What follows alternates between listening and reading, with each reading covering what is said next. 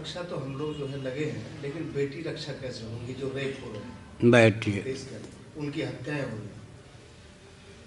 बैठ बेटी बेटे सबकी हत्या हो रही है, हत्या ही हत्या है। और बेटी की हत्या के कई ढंग हैं। एक तो दहेज की विकृत प्रथा चलाई गई, एक शिक्षा की पद्धति ऐसी अपनाई गई जिसमें विवाह की प्रथा ही दूषित हो जाए, तो वो भी हत्या ही है। जान से कोई लड़कियों को न मारे, लेकिन वो एक हत्या ही है। वंश को विकृत करने का भयंकर षड्यंत्र भी है। सिनेमा के पोस्टर, पत्र पत्रिकाएं सब कुछ विचित्र ढंग से वातावरण प्रस्तुत कर रहे हैं। तो ये हमारे धर्म की तो देन नहीं है। यहाँ तो अर्धांगिनी धर्मपत्नी का स्थान था, परलोक तक का संबंध था, परमात्मा की प्राप्ति तक का संबंध था स्त्री पुरुष का। ये तो आधुनिक विकृति है। और हर घर में बेटा, हर घर में बेटी, क्या प्रायः तो हर घर में बेटा, हर घर में बेटी। दूसरे घर की बेटी हमारे घर में बहू बन के आती है, हमारी बेटी दूसरे घर में पुत्रवधू बन के जाती है। अब हम अगर दूसरे की बेटी का ध्यान नहीं रखेंगे तो हमारी बेटी का कौन ध्यान रखेगा? समस्या तो सबके ऊपर है ना।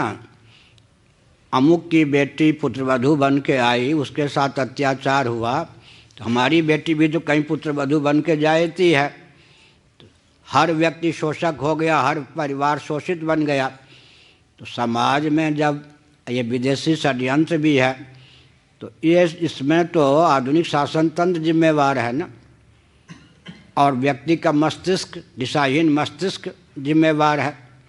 तो आपस में मिलजुल कर तो इसका समाधान कर सकते हैं। शिक्षा पद्धति विकृत है, अच्छा जीविका की पद्धति विकृत है। मैं संकेत में ही बोल सकता हूँ, पुरुष जब नौकरी करके अपने शील की रक्षा नहीं कर सकते, तो देवियाँ उच्च पद पर नौकरी करके अपने शील की रक्षा कैसे कर सकती? कर लेती हैं, कोई तो बहुत यशस्विनी हैं, समझ गए ना। पुरुष भी अपने शील की रक्षा नौकरी करके कर पावे कठिन है, फिर देवियों के शील की रक्षा नौकरी करके कैसे हो सकती? तो बहुत सी विकृतियां हैं। शिक्षा पद्धति में ही विकृति है, विचारधारा में विकृति है, और समाधान वही है। हमारी संस्कृति के अनुरूप हमको शासन तंत्र प्राप्त करना होगा। चाहिए से काम नहीं चलेगा, प्राप्त करना होगा। तो सब मैंने कहा ना, साथ में सतियाँ भी हैं ना, गोभीर विप्रैश्च वेदैश्च सती भी सत्यवादी भी, सबका विलोप हो रहा है। तो देवियों का भी विलोप हो रहा है। अच्छा, गर्भपात के द्वारा, परिवार नियोजन के द्वारा, सबके द्वारा ना। यंत्र से मालूम पड़ जाता है कि पेट में बेटी आई है, तो पति पत्नी जो भावी माता पिता हैं, उनकी सहमति के बिना वो गर्भपात कैसे होता होगा? तो सब माता पिता ही हत्यारा बन गए या नहीं? यहीं से गर्भ के जन्म लेने के बाद हत्या तो बात छोड़ दीजिए, घर में ही हत्या कर देते हैं। अच्छा, बेटी को बेटे कह के बुलाते हैं, उनकी हत्या है या नहीं? नहीं ध्यान गया आपका? जब कोई बेटी को बेटा कह के बुलाता है, तो उसकी बेटी के मन में ये भाव आता, कदाचित में सचमुच में बेटा होती। उसको आप सम्मान दे रहे या तिरस्कृत कर रहे, उनके मन में ग्लानि पैदा कर रहे या नहीं?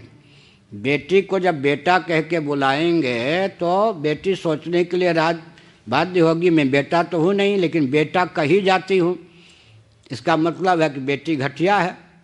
तो मनोविज्ञान की दृष्टि से मार रहे, गर्भपात की दृष्टि से मार रहे, हर तरह से तो मरने के लिए ही लड़कियाँ पैदा होती हैं आजकल।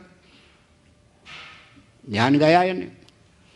इधर पुनः हम नाम क्या लें, वो तो हिंदू घर की बेटी कहाँ कहाँ जा रही हैं, स्वेच्छापूर्वक भी जा रही। अब तो सरकार कह रही है, उड़ीसा सरकार हो या केंद्रीय सरकार हो, परंपरा का, मर्यादा का त्याग करके विवाह कीजिए, इतना रुपया लीजिए। तो हमारे धर्म को ही नष्ट करने के लिए, परंपरा को नष्ट करने के लिए, वर्ण संकरता फैलाने के लिए सारे प्रकल्प चल रहे हैं। उसके लिए फिर आज ही कोई सज्जन कह रहे थे कि हिंदुओं को उदार होना चाहिए। उदार होना चाहिए माने रोटी बेटी का संबंध परंपरा से नहीं मानना चाहिए। अब उस अमर्यादित उदारता का नाम पशुता है, उससे भी घटिया है, ये नहीं समझते। तो बेटी का मातृशक्ति का जो लोप हो रहा है उसमें जिम्मेवार कौन है? समाज। समाज क्यों जिम्मेवार है? शिक्षा पद्धति संस्कार में न्यूनता है, सरकार में न्यूनता है, उसके पीछे विदेशी षड्यंत्र है। आगे कोई प्रश्न? आपने